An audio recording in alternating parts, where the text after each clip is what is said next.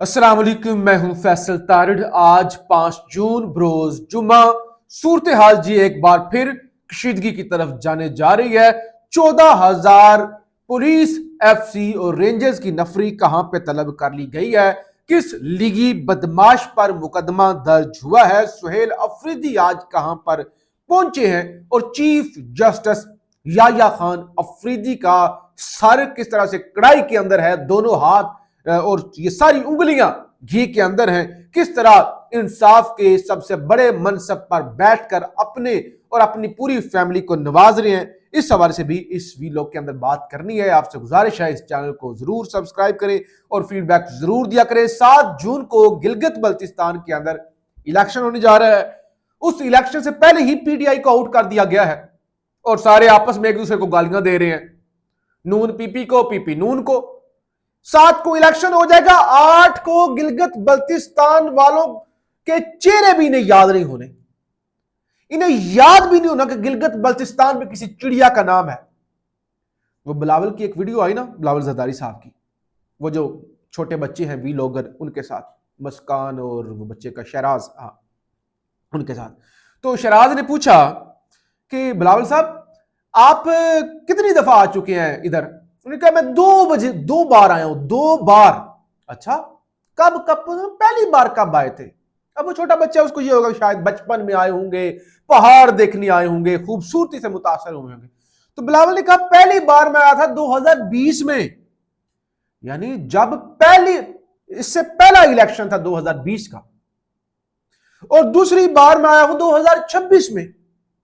तो भाई ये तो इलेक्शन के दिनों में नजर आएंगे, उसके बाद फिर गिलगित बल्तिस्तान वाले अपनी जो है वो किस्मत पर रोएंगे या नाज करेंगे। बड़े खूबसूरत लोग होते हैं, बड़ी प्यारी शीना जुबान बोलती हैं, मीठे लोग, प्यार वाले। अब वो नारेबाजियां, क्योंकि वो कहते हैं पीटीआई तो मैदान में नहीं है। तो बहरहाल छोड़ दे इस बात को। वो इलेक्शन, साथ कश्मीर वाला फड्डा, अभी खबर आ गई है कि वो जो 12 सीटें हैं ना महाजरीन की, उन पर भी इलेक्शन होने लगा है। और इधर वो 12 सीटें क्योंकि मुज़ाकरात में वादा करके, मुतालबा मान के अब मुकर गए हैं। अब 9 जून को जो है वो कॉल की, एहतजाज की कॉल दी हुई है एक्शन कमेटी ने। तो अब खबर है लॉन्ग मार्च से कबल आजाद कश्मीर हाई अलर्ट।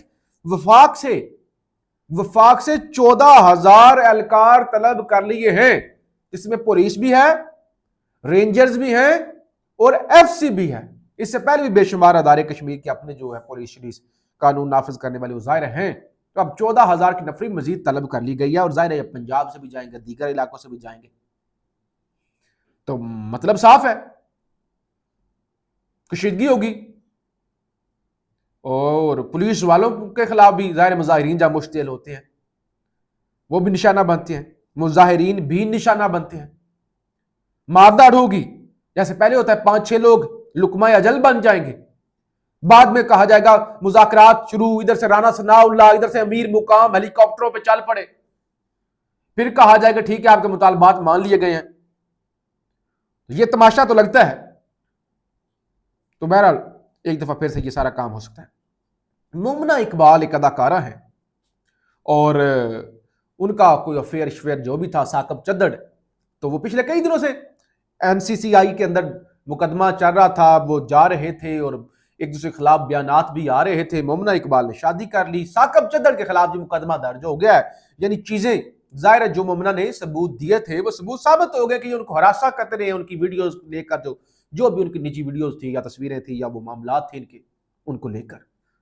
तो बहरहाल अब ये तो कह रहे थे कि मैं दूध का धुलावा हूं, मैं तो मतलब ये कि मैंने तो बड़े पैसे खिलाए हैं, मैंने तो बहन को ऑस्ट्रेलिया भेजा है, मेरी गाड़ी।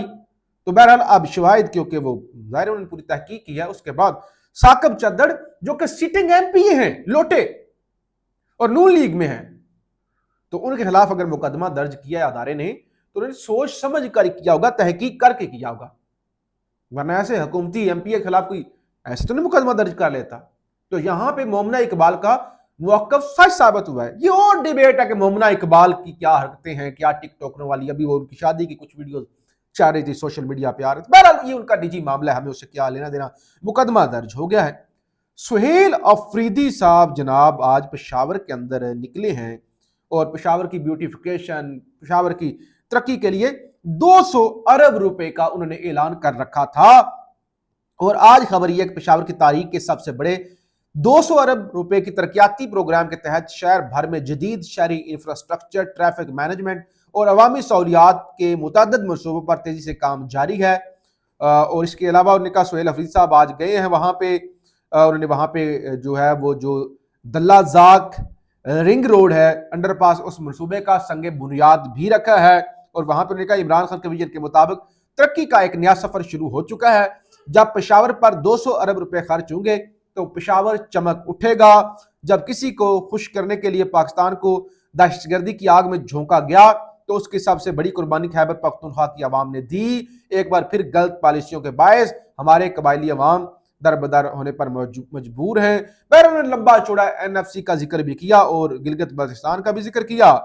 और आखिर में उन्होंने कहा कि भाई मामला ये है कि हमने हाई कोर्ट चीफ जस्टिस को खत लिखा, हाई कोर्ट गए, हमने सुप्रीम कोर्ट के चीफ जस्टिस को खत लिखा, हम एक ऐसी जाली हुकूमत को हमने खत लिखा जिसे कोई तस्लीम नहीं करता। हमने फॉर्म 47 के जरिए मसलत की गई गैर मुंतखब पंजाब की वज़ीर आला को भी खत लिखा, लेकिन कोई भी अदालती अहकामात पर अमल नहीं करता। लेकिन अब हमारे पास सिर्फ एक रास्ता बचा है, मुज़ाहमत और मुज़ाहमत। ये रास्ता पहले भी आपके पास वैसे यही था, ये नहीं कि पहले कोई आपके पास रास्ता था।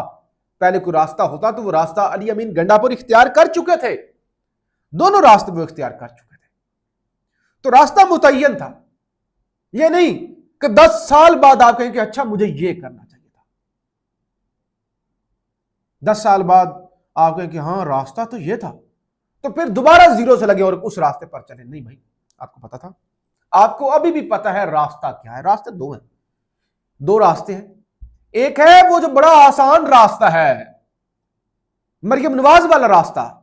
वो कहते हैं ना उसके अंदर सिर्फ सर झुकाना होता है, बूट पॉलिश करने होते हैं। वो रास्ता मुझे भी आता है, मुझे से मुराद मरियम नवाज मुझे नहीं आता।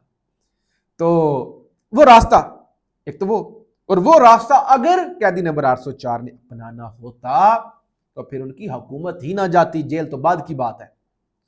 दूसरा रास्ता है दमादम मस्त कलंदर मुजाहमत मुजाहमत मुजाहमत। वो सुहेल अफरीदी साहब को करनी पड़ेगी। अब इनकी अंदरूनी लड़ाइयां हैं।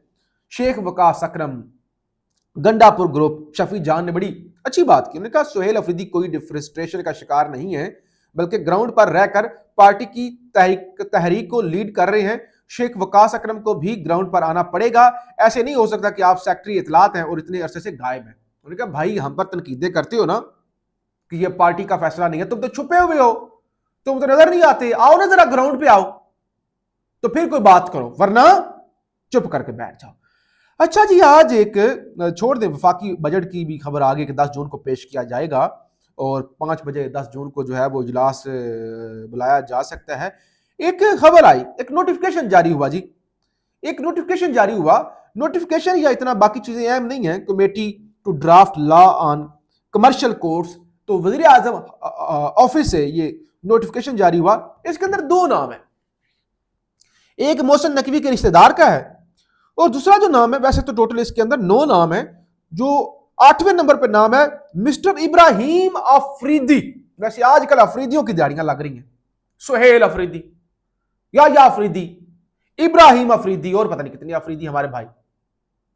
तो इब्राहिम अफरीदी साहब साहबजादे हैं इज्जत माब चीफ जस्टिस ऑफ पाकिस्तान या खान अफरीदी साहब के। अब अंदाजा करो, या अफरीदी, इससे पहले ये केपी गवर्नमेंट के अंदर भी इनको कोई ओहदा मिला था, यानी या खान साहब खुद भी, और अब बेटे को भी आगे वो कमेटी जो बनेगी क्या, यानी ठीक है उनका बेटा वकील होगा, पढ़ा लिखा होगा, लेकिन क्या और दुनिया के अंदर या पाकिस्तान के अंदर और सीनियर वकील नहीं है।